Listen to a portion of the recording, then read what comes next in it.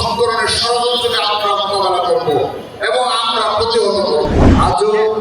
সত্যিকার অর্থে গভীরভাবে শোকাহত আমরা আমাদের সেই প্রিয় নেত্রী, আমাদের ছাত্রদলের যে সাংগঠনিক অভিভাবক তিনি ছিলেন এবং যার নেতৃত্বে ছাত্রদল সত্যিকার অর্থেই সুসংগঠিত হয়েছিল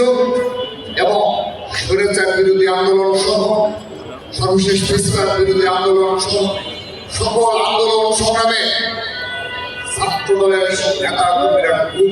উপেক্ষা করে রাজপথে ছিল যার নেতৃত্বে সেই আমাদের মানুষ প্রিয় নেত্রী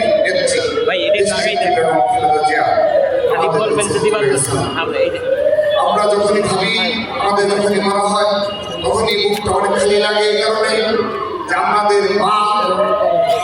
মাতৃতুল্য নেত্রী যাকে বলে দেশটির সেই ধরনের নেত্রী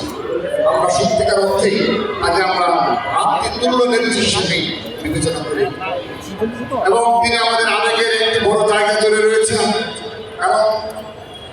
তার সাথে আমাদের এই প্রজন্মের ছাত্রদল যারা রয়েছে এবং আমরা তাদের নেতৃত্বে বিগত সময়ে ছাত্রদলের যেসব নেতৃত্ব ছিল তাদের প্রজন্ম পুরোপুরি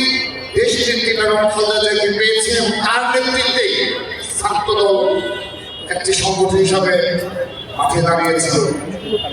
তারা আজ আমাদের মাঝে তিনি নেই।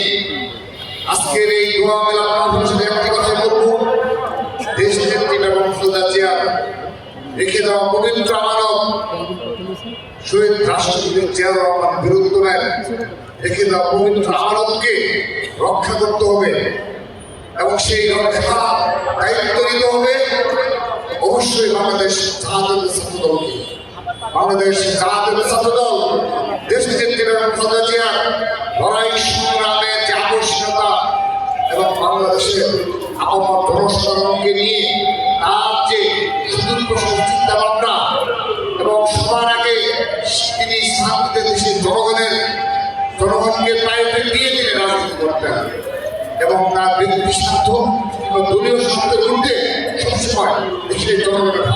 প্রায়োরিটি দিতেন। আমরা তার সে আদর্শকে লালন করে তার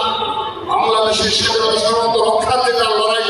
সেই লড়াই ছাত্রদল অব্যাহত রাখবে ইনশাআল্লাহ। এবং সেই সাথে তার এই রেখে দেওয়া লড়াই আমরা আগামীতে চেয়ারম্যান জনাব তারেক রহমানের নেতৃত্বে সেই লড়াই অব্যাহত রাখবো এবং অবশ্যই অবশ্যই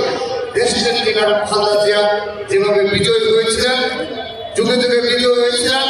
আগামীতেও বাংলাদেশ বিজয়ী হবে। বিএনপির ভারপ্রাপ্ত চেয়ারম্যান জনাব তারেক রহমানের নেতৃত্বে ছাত্রদল বিজয়ী হবে ইনশাআল্লাহ। সকল ষড়যন্ত্রের মোকাবেলা করে আমরা আজকে প্রতিজ্ঞা নেব সব ধরনের সংকট, সব ধরনের ষড়যন্ত্রকে আমরা মোকাবেলা করব এবং আমরা প্রতিহত করব সেই প্রত্যাশা রেখে এবং আবারও বিএনপি চেয়ারপারসন দেশ নেত্রী বেগম খালেদা জিয়া বিধি আত্মার মাধ্যমে কামনা করছি শহীদ রাষ্ট্রপতি জিয়াউর রহমানের জান্নাত নসিব করুন এবং আরাফাত এবং তার সুযোগ্য সন্তান কেউ জান্নাত নসিব করুন সেই কায়মনোবাদকে দোয়া করে